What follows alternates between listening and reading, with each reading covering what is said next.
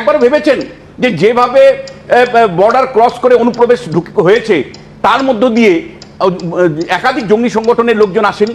আমি বলছি যে দিনের পর দিন এটা যখন হচ্ছে, এই সাধারণ নাগরিকদের সাথে সাথে জঙ্গি সংগঠনের সদস্যরা আমাদের আভ্যন্তরীণ নিরাপত্তাকে চূড়ান্তভাবে আঘাত আনার জন্য আসেনি, আপনি গ্যারান্টি দিতে পারেন?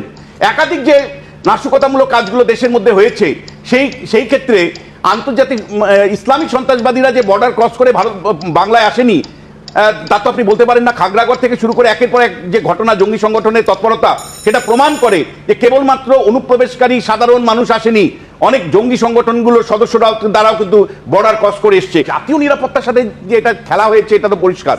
যা আমি পরিষ্কার করে বলতে চাই যে বিএসএফ এর ভূমিকাটা আমরা অবশ্যই বারবার সমালোচনা করব। যেমন একইভাবে আমরা প্রশ্ন হচ্ছে যে রাজ্যে ঢুকে যাচ্ছে যখন, তখন পুলিশ প্রশাসন কি করেছে, রাজ্যের শাসক দল কি করেছে?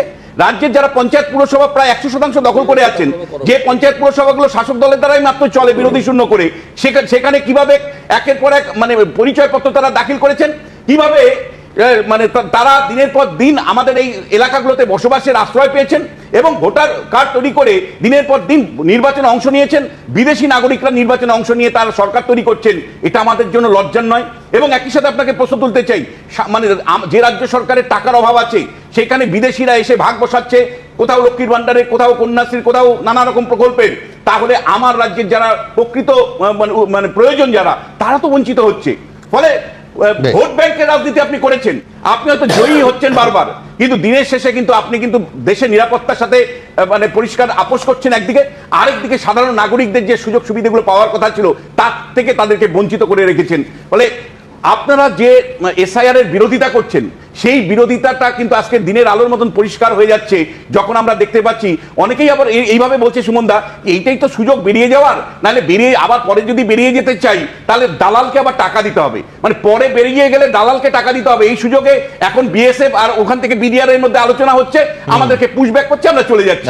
এবং ফাইনাল যে আমি কথাটা আপনাকে বলতে চাই যে আমাদের রাজনীতি নেতা যারা আছেন, সামান্যতম কি তারা দেশের কথা ভাববেন না?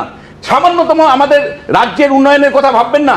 কেবলমাত্র ভোটের রাজনীতি করে দিনের পর দিন তারা কেবলমাত্র ক্ষমতায় টিকে থাকবার জন্য যা ইচ্ছা তাই করতে পারেন। আর এসআইআর আমি কেন সমর্থন করছি, শুধু এই ঘটনাটার কনটেক্সটে নয়, আমি বিশ্বাস করি যে একটা বিশুদ্ধ ভোটার তালিকার মাধ্যমেই গণতান্ত্রিক নির্বাচন হতে পারে এবং বিশুদ্ধ সরকার তৈরি হতে পারে। কেন মৃত ভোটার থেকে শুরু করে অনুপ্রবেশকারী ভোটাররা আমাদের ভোটার তালিকায় থাকবে, দিনের পর থাকবে।